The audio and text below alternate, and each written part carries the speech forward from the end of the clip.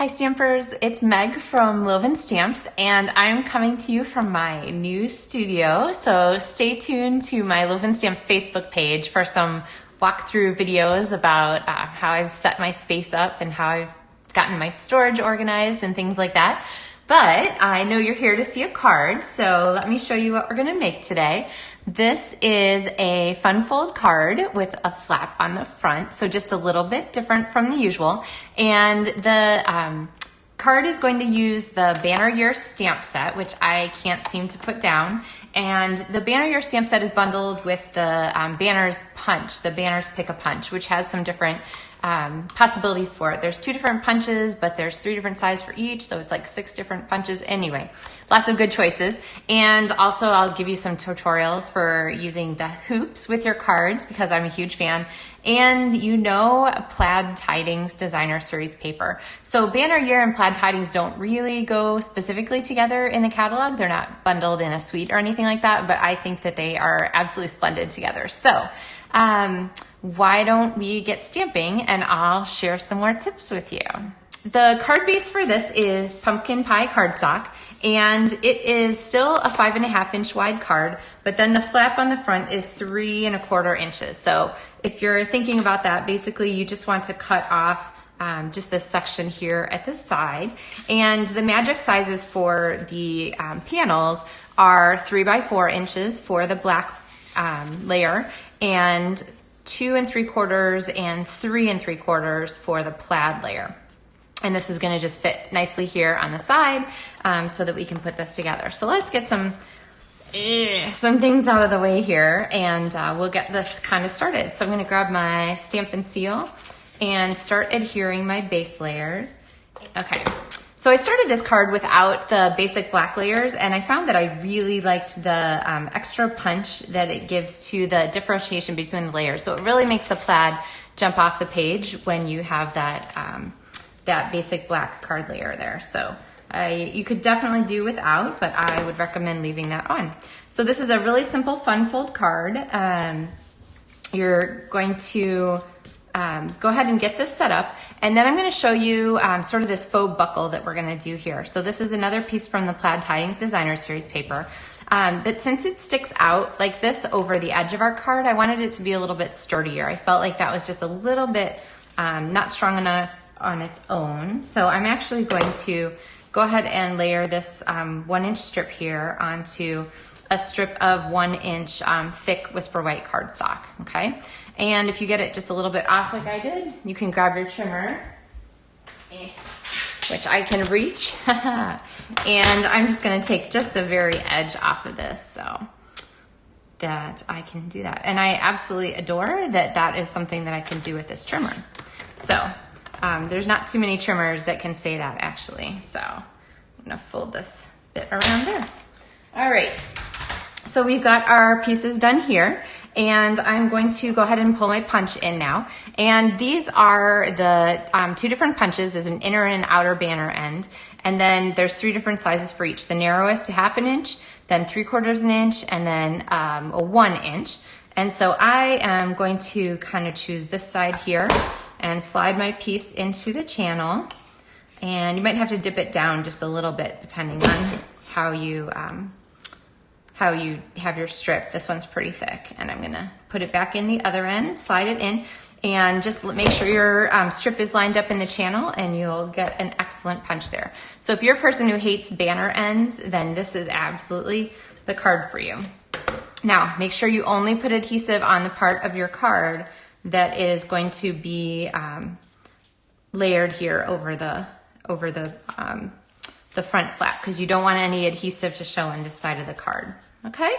All right, and let's see. The other thing that I just realized I don't have is some mini glue dots. And I'll grab these here from my storage. And the mini glue dots are terrific for adhering the gold hoops. So I'm gonna snag these. I'll put 2 on the bottom and 2 on the top. And I'm gonna put them under sort of opposite corners of the hoop. And then I'm gonna attach it where I know those are gonna be hidden by my elements. So I have a bat that's going to go down here, and another bat that's gonna kind of go up here. So those are settled there. And then I'm gonna take 2 more glue dots and I'm gonna pop them on top of those elements here, kind of in the same place so that I'll have those hidden. All right, and then before I get away from my hoop, I'm actually gonna take a piece of the bumblebee colored twine or bumblebee trim, bumblebee 1/4 inch trim, I think, woven trim. And I am going to just tie a really simple knot around here. So, or a half knot, I guess. All right, and then I'll grab some scissors. There they are. It's a trick with moving into a new space, right? You get all these great ideas about where to put things away and then, oh, where did I put that? All right, okay. So I've got that set. Now I need to go back and do some stamping. So I have a piece of Whisper White cardstock. This is, again, I just use thick for all this. And so this is 3x4 to match the front. This is gonna go inside. And I'm gonna grab my Blackberry Bliss. And one of the things that I love about designing these projects is that I use a limited set of ink colors and a limited set of supplies, so that when you get the LovenStamps tutorials for the month, which you get for free when you place any size order in my online store, you get a PDF that you can print at home or just keep on your computer for when you need it. But those supplies are a limited set so that you can make a number of different cards from the same set of supplies. So it really helps you use the pieces that you've got. All right, so I'm gonna take that and go ahead and attach inside my card, and I'm gonna put this, of course, all the way to the left edge, leaving that nice 1/8 inch border so that that is hidden by our card when it's closed. And then I'm gonna go back with my Happy Haunting, and I have this little piece here. It's about 1 inch by, I don't know, 1.5 inches. Yep.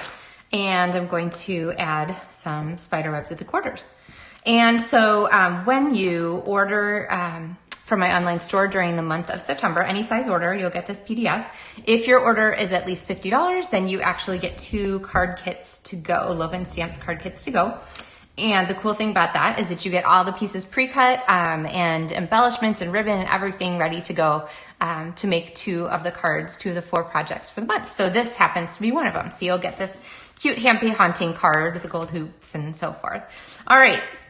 So I got that on there, and really you could kind of stop here, but I love to use the extra elements in the stamp set, and Banner Year has a ton of them. It has pumpkins, you could put the Santa hat on the bat or the bird or all kinds of different things, which reminds me I have another project to show you when I'm done demoing this, so don't let me forget to show it to you. I'll give you a clue, it's the Christmas version of this card. All right, so I am going to go ahead and grab my bats, and I would, it's dangerous to cut through the big open space when you're stamped on the back too. I would use my paper snips to go ahead and trim around our bats, and I'll just do one here, and then through the magic of television you've seen the finished product. But go ahead and trim around that, and then I would take a mini, a Stampin' Dimensional, and go ahead and pop that on here. And then I'm actually gonna attach this one here to kind of show you the example. This bat is going to attach out here with the mini glue dot. So the mini glue dot's under his belly, but I'm covering the wing, covering the glue dot there with his wing. So, all right, and then I would finish my last 2 pieces and get those last 2 bats on there, and there we have a really cute Boo Happy Haunting Halloween card. So if your person doesn't send a lot of Halloween cards, then this would be perfect because you can make just the one that you need but have lots of other possibilities for your project. So let me grab this other card to show you. This is the same card but a Christmas version.